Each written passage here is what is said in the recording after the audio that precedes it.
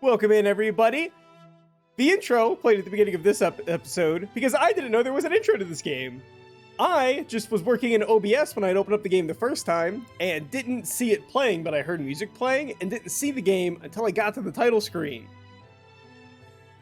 So the opening was pretty cool. I enjoyed it quite thoroughly. I thought it was really neat. So let's go ahead and jump right back in to where we left off last time. We had just finished the first day of our 3 days at the Culinary Academy for Learning? Something like that. Let's have a finger-licking good time. Nope, I'm just clicking in. Oh, there we go. Let's jump right in, everybody. Whew.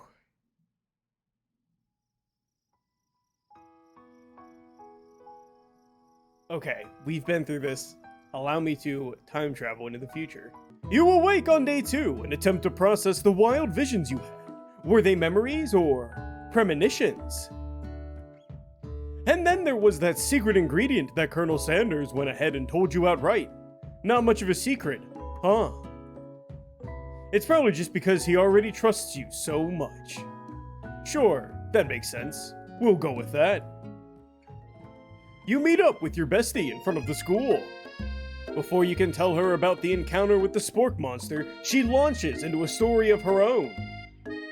Okay, I know this might sound a little strange, but I think I might be, I think I might like Clank. Like? Him? Like? I know, it sounds like it's moving too fast, but there's something about him. I like him. Like him. We got to talking after class, and he's actually a totally sweet guy. Not only that, but he's really smart. He told me all kinds of stories about Colonel Sanders. Did you know that Colonel Sanders was the most popular kid in his high school? No, but that does make complete sense. Yeah, but he was so popular that he was voted prom king in a school he didn't even go to, and was also the convertible that he himself rode in at the front of the homecoming parade. I'm thinking maybe something got lost in the pressure cooker language translation there. Either way, maybe it'd be best if you took it slow with the snoo boy, like I am with Colonel Sanders. You and Colonel Sanders, the coolest guy in school, the most famous student to ever attend University of Cooking School Academy for Learning? You're a thing now? We definitely connected yesterday. Sure you did. You're great. Why wouldn't he be into you, I guess? Laughing at the implication that you and Colonel Sanders might be a thing is definitely not cool. You are great. You have an idea about how to prove that your love is real. Well, if he's not into me, why did he tell me one of his secret ingredients? Your bestie's eyes light up. A secret ingredient? Yeah, I just said that. A secret ingredient. Is there a dramatic echo in here? Miriam checks to make sure you're alone before continuing. So this summer, while I was on vacation with my family, a lovely man approached me in the botanical garden where I was wandering. This can't be good. He told me all about his passion for spices. Secret spices. The man even gave me some to show me what he meant. He said it was a powder created from super duper rare dried flower petals, and that if I did him a big favor, I could have some of my own. Please, Miriam, don't tell me. So I filled my suitcase with them and brought them home. He was so nice, he even met me at the gate when I arrived. Later, when I cooked with them, a very strange feeling came over me, and the flavor was unlike anything I'd ever tasted. I think you're being very liberal with the meaning of spices here. Whatever. Anyhow, we both share an interest in cooking, so we stayed in touch, you know, like pen pals. I bet he would love to know more about new spices. Well, I'm definitely not supposed to share Colonel Sanders' secret recipe. And besides, I only know the one ingredient, so I doubt it'd be much of use to anyone. Please, please, please! It would mean the world to me! No one has to know it came from you or from Colonel Sanders. Now, what do you think? Should you protect Colonel Sanders' secret or share it with your bestie? He gave it to us in confidence. I don't remember what the ingredient is, so we're gonna say a fake one. You quickly think of a fake ingredient name. I don't know, how about... It was Eye of Newt. I know. Sounds like some kind of witch's potion. What can you do? Eye of Newt? Wow! Her eyes light up imagining such a thing, and you figure that you've satisfied her curiosity and she'll move on. However, she immediately turns around and does some thumb typing on her phone that you can't quite see. That's probably not good. Before you can ask her to confirm that she was definitely not texting secrets to other people, you're interrupted. A wind rushes in, cherry blossom petals fill the air. It's Colonel Sanders. He's arriving at school. Stand back and admire his majestic glory. Colonel Sanders' horse is truly a thing of beauty. Without ever acknowledging that he's being watched, he does a short horse dance before dismounting with a flourish. He then slaps the beautiful creature gently on its rear, sending it running free into the countryside. You are so struck by the sight of him that you lose the ability to speak coherently. Oh, I didn't realize anyone was watching. Don't worry, he knows his way home. You attempt to compliment Colonel Sanders, but the words don't come out exactly right. What a horseful beaut you what a horseful beaut you had, Dad. Being a good friend, Miriam attempts to cover for you. Oh, Skullfish just gets really nervous around people they like. What? That is not helping. I mean, they got food poisoning and were up all night. It was gruesome. You should have seen it. She gives you a wink and a smile as if to say, situation handled. Can't blame a girl for trying. And with that, Colonel Sanders disappears into the school, leaving you and Miriam to follow. When you enter the classroom, you can see your two rivals, Ashley and Van Van, are doing something bad. By the way they're hiding, you know it must be really bad. Like counterfeiting recipes bad? Experimenting with restricted ingredients bad? Summoning a demon bad? You try and get a peek over Van Van's hulking shoulder, but he sees you coming. Whoa there, little one. I'm not sure you're ready to handle this. Why don't you make like a bee and mind your own wax, honey? Act like you're not interested in them, but really try and get a closer look. You sit near the rivals, but leave your back turned to them. You even hear Van Van muttering something like, that sounds a bit like a magic spell. However, he notices you eavesdropping. You try and cover your tracks and improvise an excuse. It's time for class and you're distracting the rest of us who want to learn. And now you've upset them. Oh, and you're the emperor of cooking, are you? You make the rules? I'm not sure you know a good meal if it ain't you. Being the best chef in the world takes more than just culinary skills. It takes creativity. It takes panache. And it doesn't hurt to use a little evil. You finally get a look at what they were hiding, and you instantly recognize it. It's a book, just like the one you found after the encounter with the Spork Monster. The self-coined Cluckronomicon, thank you very much. That's the same book I found last night in the quad. Ashley immediately elbows Van Van, who hides the book behind his back. I don't know what you're talking about. The book is a family heirloom, and its contents are secret. You notice that they haven't just been studying the book. They've got Pop pinned to the wall, and they're tossing potato skins at him as he tries to catch them in his mouth.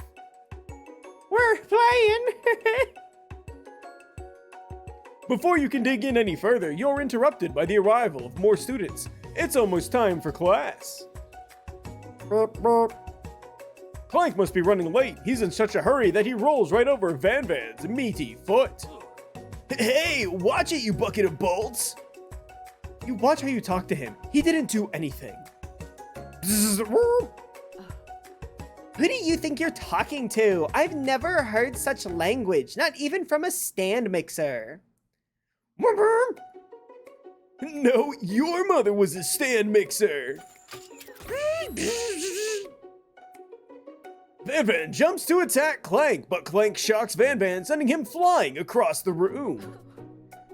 Protect me, Colonel Sanders. These crazed men are about to come to blows. I think it must be over me, but I'm not interested in either of them. Ashley's tone has completely changed in an instant. She bats her eyelashes at Colonel Sanders. Surely he must know that this is a ruse. Right? Gentlemen, get a hold of yourselves. Save it for the arena, at least, or don't. Honestly, what do I care? I've got lofty career aspirations to focus on. Maybe I can help you with your business plan. Just then, Sprinkles arrives to signal the start of the class day. He's panting, which doesn't seem that abnormal. He's a professor, but he's also a dog. Students, please take your seats. I apologize for my late arrival. I spent the morning chasing a car all around town, and my tiny legs are very, very tired. But I'm here now, and I hope you're ready to learn. Rub his furry dog belly. He loves it. After he catches his breath, Sprinkles regains control of the classroom. Without further ado, we'll review global history of my favorite fowl, the chicken. You want to pay attention to the lesson. Truly, you do. Which is why in 1776, at the signing of the Declaration of Independence, it was a chicken who first signed their name. But you can't help but daydream about Colonel Sanders, and you miss most of the important parts. When you come to, Sprinkles is holding a tray of food in front of you.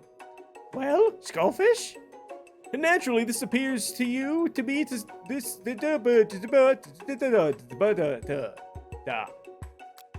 Which item do you want to sample? Ooh, a glass of water, a simmering pepper, or a dog biscuit? The shimmering pepper.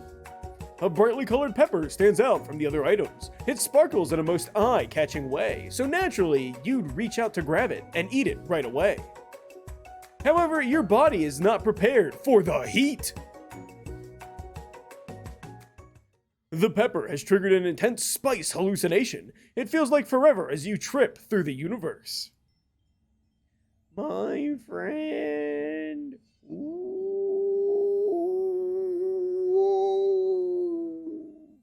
This guy, again? I'm here to give you an important message. Ooh. You must avenge my death and fulfill your destiny. All you must do is...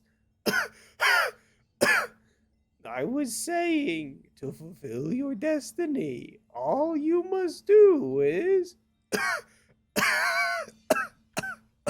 Sorry. Oh, I've still got some spice stuck in my throat. It's fine. I'll work through to fulfill the prophecy. You must. You feel yourself begin to regain consciousness. Aw, man. You come to and find everyone staring at you. That pepper was the last of its kind on Earth, and now it's gone forever. You think to yourself, geez, I should pay better attention. We all make mistakes. I'm sure he'll forgive you someday. Come on, it's time for lunch. Before anyone can relax, the cafeteria lights dim. And your rivals enter to make a dramatic announcement. Today's lunch will be prepared by... via a timed competitive cook-off. The level of theatrics with these two is off the charts. Tell them you're on. You're on! A bit of lunchtime competition, eh? Count me in if I have to wipe the tables with you fools before I set my lunch down on it. And so be it. I'm not the fool, you're the fool! Good one, Van Van. I like your gumption, Skullfish. I'll be watching your performance. Just as things reach a boiling point, Sprinkles steps in. Surely he'll put a stop to this madness. Now, students, please settle down. This is a lunchroom, not a sportsing court. Finally, a little sense. You breathe a sigh of relief. At least, not until we turn on the timer. Just then, a huge light blasts you in the face, flashing the words, "Timer ready." That's what I'm talking about. Arroo! I stand corrected.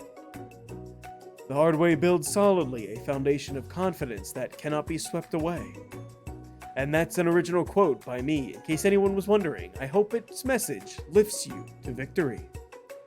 Like a diamond, I was formed under pressure, and now is my chance to shine. I will defeat you myself. You had his chicken, and you made mashed potatoes and gravy on day 1. And you're feeling like you can really impress him again here. It's time to boil some water for the potatoes.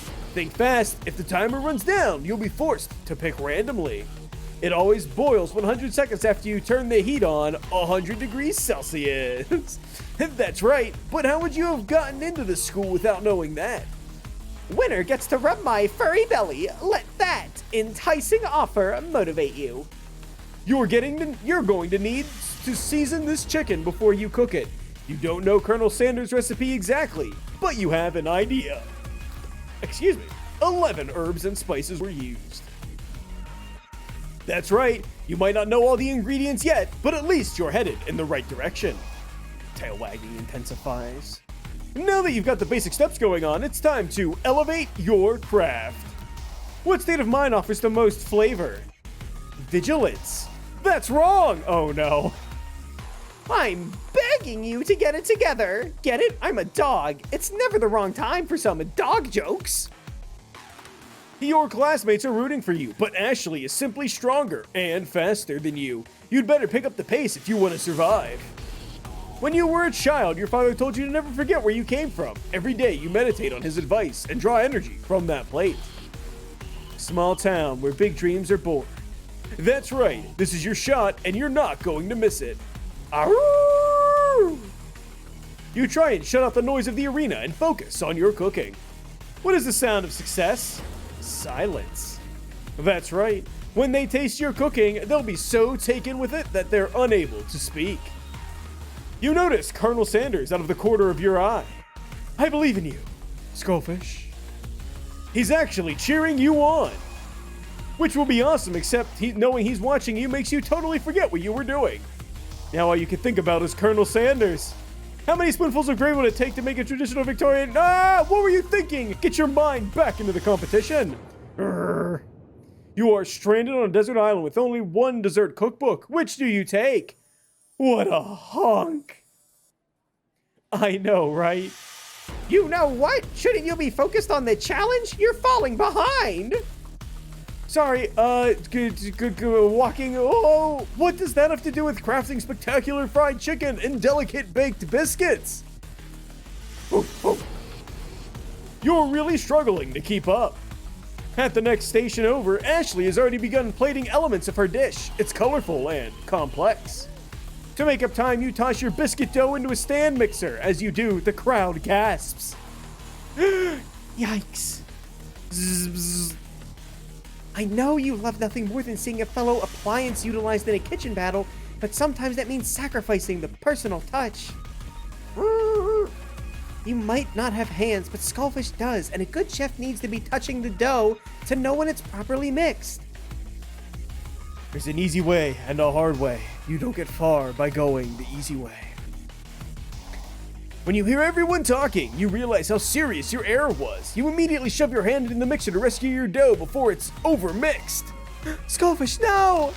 But you're not fast enough and your hand gets stuck. It's immediately crushed by the quickly spinning beaters. There's no way you'll be able to use that hand for the rest of the match. Colonel Sanders shakes his head in shame. What you often find is that the easy way can turn out much, much more difficult. Everyone, stop what you're doing right now. This battle is over. Oh no. Oh no. It can't be. I was so close to finishing my dish. Sweetheart, look at your hand. You simply can't go on. Aw, too bad. And here I am with a completed dish, ready to serve. Surely that makes me the winner by default. No, it wouldn't be fair to compare the two on account of Skullfish's injury. You see Sprinkles begin to lick his doggy chops as he locks onto the dish. But I suppose you should at least tell us what you prepared. Well, because I'm the sweetest, I skipped straight to dessert. Under this white chocolate dome, you'll find a wide array of delights, taking you on a journey of flavor that tastes good and tells a story of excellence. I was going to ask Skullfish to do the honor, but since you're injured, I'm afraid that pouring the creamer of delicate hot chocolate sauce might be too difficult. Colonel Sanders, if you wouldn't mind lending me your strong, steady hand? Colonel Sanders pours the hot chocolate sauce on top of the dome, causing it to melt away, revealing the ingredients hidden within. Inside you find fried cheese croquet, atop a slice of honeycomb, ice cream 2 ways, tender nougat, and pearls of blueberry jelly. Colonel Sanders seems intrigued, but perhaps not impressed as he dips his finger in the chocolate sauce. Simplicity isn't your strong suit, is it, Ashley? Oh, you? As he places a soft-covered finger into his lips, Ashley leans over and whispers something into his ear. A dab of sauce sticks to his mustache. Internalize the rage you feel. Your rage burns so intensely within your eyes that they burst into flames. The flames cause your eyebrows to catch fire and turn to ash, and they fall off your face, which means people will have a hard time understanding your emotions for the rest of the semester. Perhaps forever. Embarrassed and ashamed by your poor performance, not to mention your crispy fried brow, you run for the quad to be alone. I don't like this. Is this my fault for messing up? I don't know. The beautiful weather feels like an insult. Inside of you, a storm rages. It's Colonel Sanders. He's probably here to tell you that he and Ashley are in love and have decided to get married. And he won't even ask you to cater his wedding because you're a terrible chef and an awful person. You try to hide from him, but he approaches you directly. I know you're hurting right now. Not just from that devastating loss, but from that run-in with the mixer and that small fire. We should get that checked out. I'm fine. Can't you just leave me alone? I'm a loser. I'm not fit to fill your fryer. I'll never be a master chef. Failure is a part of life. Not just for you, but for all of us. Do you ever think that I've never failed at anything before? That's exactly what I think. Well, then think again. I wasn't always the man you see before you. Enrolled in culinary school, incredibly handsome, successful, motivated. Well, handsome, sure, I was born that way. But I've walked other paths and arrived at dead ends. I was passionate about life, but I failed as an obstetrician. I was passionate about justice, but I failed as a lawyer. I was passionate about livestock, but I even failed as a mule handler. That one was especially humiliating. Mules can be so very cruel. I lost my business partner to a gunfight. I didn't know. People see my delicate ribbon tie and my well-kept beard and assume that I've got it all together. Which is true now, but it hasn't always been. Sounds like this guy could really use a hug. I resolved then that I was going to amount to something. No amount of hours, labor, or money would deter me from giving the best that I had to give. As Colonel Sanders changes focus, you can see something ignite inside of him, a burning passion. One has to remember that every failure can be a stepping stone to something better. My new dream is pure, it's honest, it's something that a humble man in a crisp white suit can be proud of. I will create a new chain of chicken restaurants that will bring joy to the entire world and make up for my past misdeeds. Hey! Just as your moment grows intimate, you're interrupted by a threatening, shadowy presence.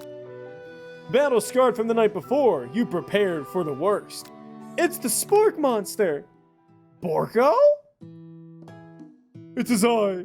I know, I said I wouldn't be back after the whole fight to the death, thing. Maybe you don't really want to see me anymore, but I just wanted to say that I was wrong to attack you, and I apologize. I know that it's just always like having to look over your shoulder. Monster problems, am I right? Oh, thanks, Borko. I'm glad there are no hard feelings. Getting jumped by a giant creature in the dark of night can really rile a person up. I also want to apologize for the way I switched right into attack mode. I know you're strong, and cooking school can put a person under a lot of stress. I actually used to go to this school. I wasn't always a spork monster, you see. I don't believe it. You were a human once? Well, no, I was a golden retriever, but I was still a student. Until one day, some mean kids with a magic spellbook cast a dark enchantment on me, and I was forever transformed. A magic spellbook? Precisely. I had procured a copy for myself, but somewhere along the way I've lost it. If you find such a book, I beg of you, respect it. You're a powerful chef and shouldn't rely on such dark and evil magic. No, you should be protecting the innocent from those who would cheat them through sorcery and guile. If you need me, don't fear. I'll be there. Sounds like there are some bad cooks in the kitchen of life. Skullfish together, I am sure we can defeat them. Come back to my hideaway and we can discuss. A personal invite! You can imagine what Colonel Sanders' home must be like, but it sounds like you're about to find out. Stepping inside Sanders' home, surrounded by his things, you start to feel a special bond with him. Looks like you live an exciting life, Colonel Sanders. Every day can be an adventure if you approach it with the right attitude. Long ago, I made the decision to never stop searching, never stop working, never stop imagining. Have you been working on any new recipes of your own lately? I'm always excited to talk about food with another ambitious chef. But there is something, it's just a side dish that I've been tinkering with, trying to find the right balance of flavors and textures. I'm not sure I've nailed it yet, but I'm close. Colonel Sanders' eyes perk up as he starts to wonder what dish you might be describing. It's meant to be a pear with something spicy, or something crispy? Perhaps both. Now you've got him right where you want him. Should you reveal your new creation to him, or keep it a secret, just for you? Tit for tat, we gotta give up our secret. He told us one of his secrets. You decide that you're as ready as ever to share your original cooking with Colonel Sanders. Before you talk yourself out of it, you decide to dive in head first. You reach into your lunch bag for a special dish that you've been keeping on ice all day. I present to you my original coleslaw. The shredded cabbage dish glistens in the light of Colonel Sanders' luxe hideaway. Magnificent. Together, you chow down on the creamy slaw until just a spoonful remains in the bowl. Do you mind if I hold on to this last bite? I'd like to have it around so that I can admire its taste later and think back on this moment. You could offer to make him more, but he seems like a very sentimental kind of guy. Sure, why not? Please, make yourself comfortable. I'll be back in just a moment. You realize that now would be the perfect time to do some snooping. Around the room are various items you can look closer at. Each item seems to radiate memories and emotions. Tap on an item to discover more info about the Colonel. I want to look at the baby that has the beard. An adorable little baby boy crawls across the floor. From the goatee and mustache combo he sports, you figure this must be the Colonel Sanders himself. That, or maybe it's the drumstick that he seems to be waving like a rattle. Who frames a baby picture of just themselves? Probably the same type of person who would make their own face the logo of the company they founded. Am I right? Tap on an item to discover more. Let's go with the chicken. You notice a very realistic stuffed chicken sitting on a corner table. When you pick it up, you realize it isn't just realistic, it's real! Taxidermy? Must have been important to Colonel Sanders when it was alive.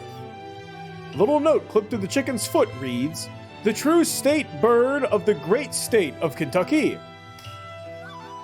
Is this his comb? This is his comb. Let's do the vase.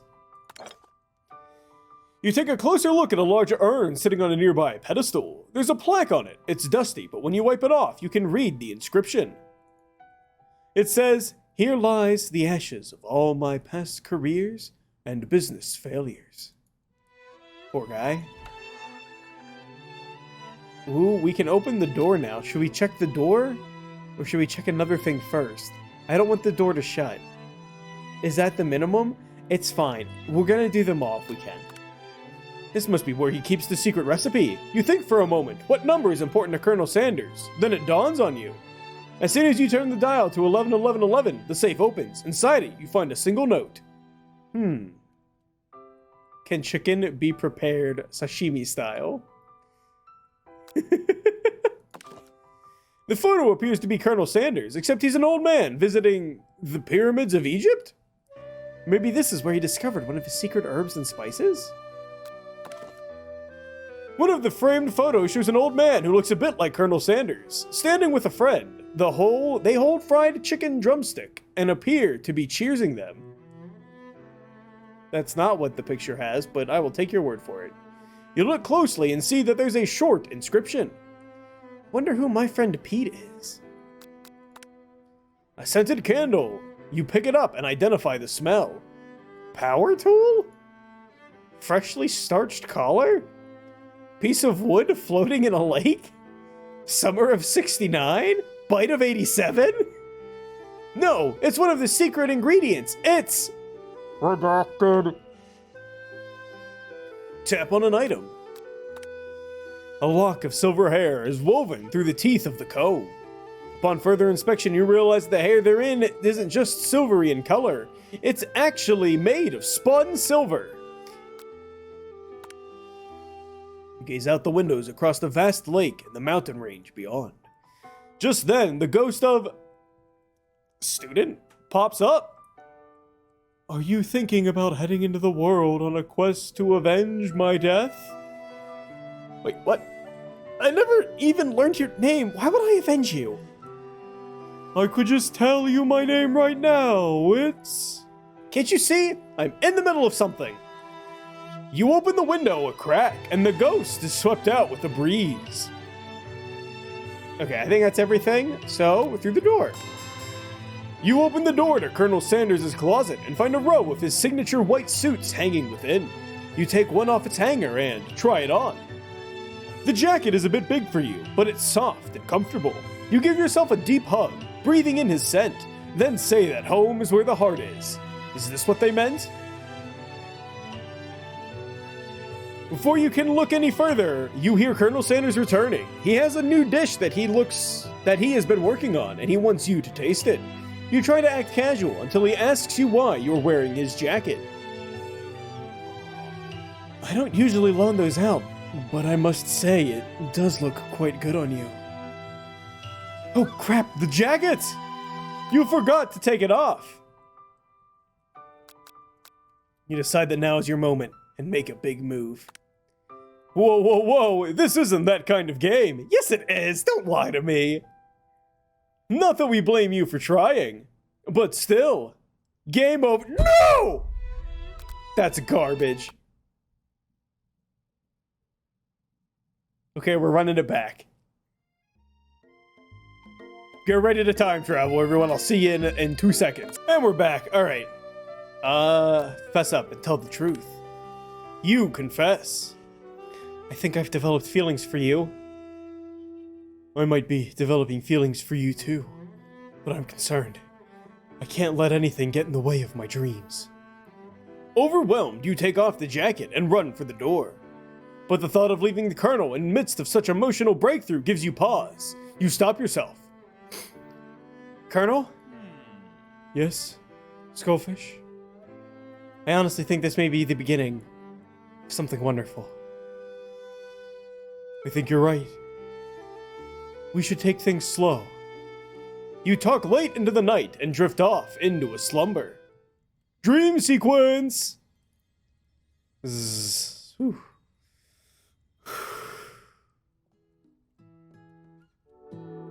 Alright, everybody. That seems like a good place to end part 2. Hope you all enjoyed. If you liked the video, leave a like. If you didn't, leave a dislike. It's cool, I understand. I respect it either way. Make sure you subscribe to the channel so you don't miss an upload or, more importantly, miss the next episode of I Love You, Colonel Sanders. Let me know what your favorite part so far is in the comments below. I look forward to reading those comments. But everyone, I must bid you all farewell. I hope you all enjoy the rest of your day or your night, whichever time you may be in. Till the next time I see you, stay safe, take care, and I'll catch you in the next one, everybody.